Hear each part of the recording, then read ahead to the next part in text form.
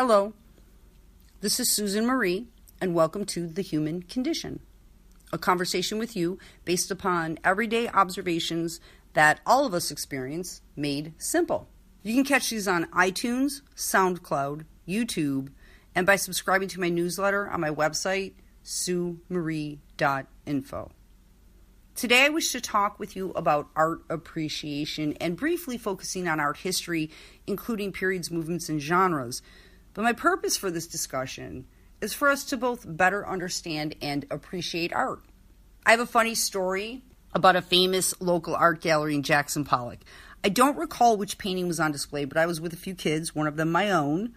They were small, under the age of 10, and I was taking them to the art gallery for art appreciation. And in front of us stood a group of extremely well-dressed, cliquey, artsy men and women. You know, the kind of people that keep everyday people from visiting art galleries. You know, bourgeois, critics, mouth breathers. Anyhow, I was trying to talk to the kids and have them tell me how the painting made them feel when this extremely snobby group of people in front of us, who would not move out of the way for the children, were having this irrational, heated debate with one another over what Pollack meant by a strange marking in the far corner of the painting. Now, having studied Pollack, and yes, he is one of my top 10 favorite artists of all time, I already knew what the mark was.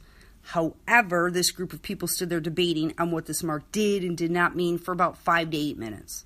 Growing tired, I finally blurted out, "That is an ashtray mark. Pollack smoked while he painted. It seriously means nothing." They all just turned around and stared at me as if I was insane. I am not insane. I was correct. However, that did get them all to cease debating and move. Good. Finally, we were able to enjoy the painting. See, the thing is, art does not need to be that difficult. Art is expression, emotion, movement, and activism. The intent of art is to make you feel by using color, texture, layers, and is something that conveys a sense of motion and emotion and atmosphere that does not use pictures. No one can use words to tell you about art. You must experience that for yourself. For example, next time you are in front of a work of art, can you sense the music the artist was listening to when they created this? Are you able to smell the paint and see the mess on the floor, the walls, on the artist's hands and shoes? Art is a tangible, visible representation of the artist's experience now existing in its own format, which only you can understand by seeing it. It is not a picture or false narrative. Think how revolutionary it is to convey a sense of time, place, and motion with paint and canvas without using any pictures or words. What now exists on the canvas is its own thing, and nothing like it exists or gives the same impression. It cannot be repeated. You may not even understand the same work of art the same way each time you look at it. Art is created to defy the expectations of language, and art appreciation involves evoking emotion. Enough emotion to spark rational discussion, and simple analyzation of artwork only includes concepts to dissect, like light, shadow, color, texture, perspective, medium, scale, and most importantly, emotion. There are 8 main periods of art. Ancient classical art, which is like cave paintings, Greek and Roman architecture, medieval art, Byzantine, that's mostly the religious art. The Renaissance, where artists began to paint everything as we see it. That's like Da Vinci, Raphael, Michelangelo. Renaissance and Neo-Classicism is where artists began to use mathematical measuring. They would actually measure their canvases and their subject so they could be symmetrically perfect. Then we move to Romanticism, which is not what we think. It doesn't have to do with being romantic at all. Romanticism is about the beauty and terror of nature and existence. It is all about existentialism. And then in modern art, we have Impressionism, Realism, Surrealism, abstract like Pollock, Monet, Warhol, Van Gogh.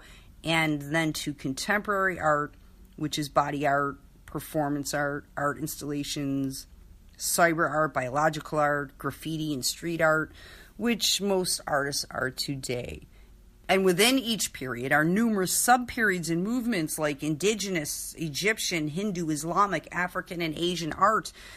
And art history is vast and endless and outside of the scope of our purposes here, so I suggest studying the periods and movements further. In a 2017 study in Frontiers in Human Neuroscience magazine, the Department of Cognitive Science, in conjunction with the Department of Philosophy at Occidental College in California, postulated that scientists, humanists, and art lovers value art not just for its beauty, but for its social importance and communicative nature, for its capacity to increase one's self-knowledge and encourage personal growth, and its ability to challenge preconceptions. That's important. In addition, the study argues that a systematic neuroscientific study of art appreciation must move beyond understanding aesthetics alone and move towards investigating the social importance of art appreciation. To scientifically investigate these ideals, psychologists ask viewers to rate the aesthetic appeal of an artwork, to rate their preferences for it compared to other artworks, and to indicate their emotional responses to various works. What does that mean? It means that art appreciation must go beyond personal taste and preferences in order to go beyond our own likes and dislikes about art, in order to tap into how socially and culturally important a work of art may be.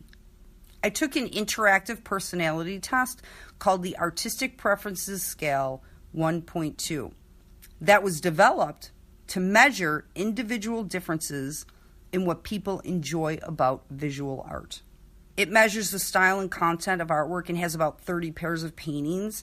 And for each pair, all you have to do is choose which you prefer and by how much. And it takes about 2 to 5 minutes to complete. Can you do me a favor? Can you take 2 to 5 minutes to complete that test? It's important. I promise. I swear. There are 3 parts to the result.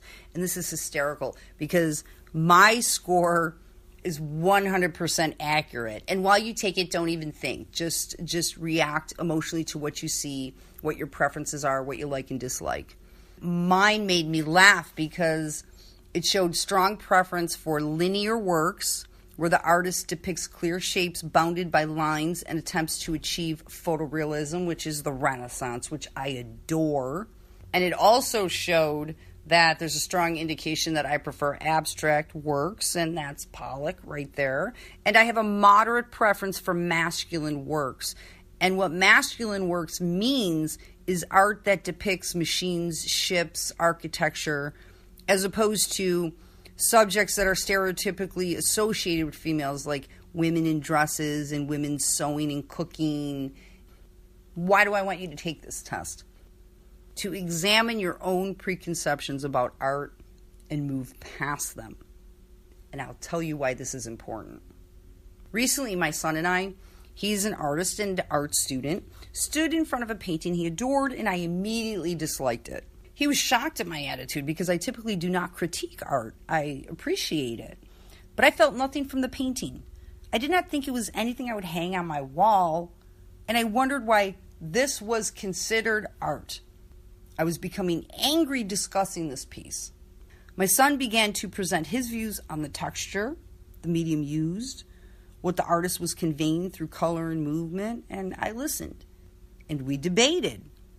We started to sound a bit like that snobby group of people up there with the Pollack painting. However, I noticed something integral. This work of art was evoking emotion in me. I began to study the movement of the lines in the painting more and began to appreciate the emotions conveyed through color and texture. And I was transported into the world of the artist and felt extremely sad now viewing this work and explained exactly what was causing me anger. It was not whether or not this can be considered art. I have no right saying such a ridiculous thing. It was my own emotions I addressed, why I was angry, why the painting made me sad, and what was surfacing in my own cognition that the work of art simply made conscious. It was a brilliant time of self-discovery, and this is why art is healing on numerous levels. I want you to do me another favor. Visit an art gallery, any gallery. Look at all the artwork, paintings, exhibitions, sculptures, interactive art, and first allow yourself to feel. Meaning, how does the work of art make you feel? Then pay attention to the medium, the brush strokes, the technique, and attempt to imagine through your own emotions what the artist may or may not have been trying to convey. Sometimes art does have deeper meanings like metaphor, sometimes not. The integral aspect of all art is that it evokes emotion that leads to self-discovery. Artists are vulnerable human beings that choose to set their souls upon public platters to be picked apart and critiqued. And art is healing. It has the power to evoke strong emotions in all of us, and art speaks. It has the most thunderous voice that presents as activism. Art has the ability to manifest as the ultimate definition of freedom. Jackson Pollack once stated, "If people would just look at the paintings, I don't think they would have any trouble enjoying them. It's like looking at a bed of flowers. You don't tear your hair out over what it means." Join me next week for more interesting discussion suggested by you to me, and check out last week's episode on what is xenophobia.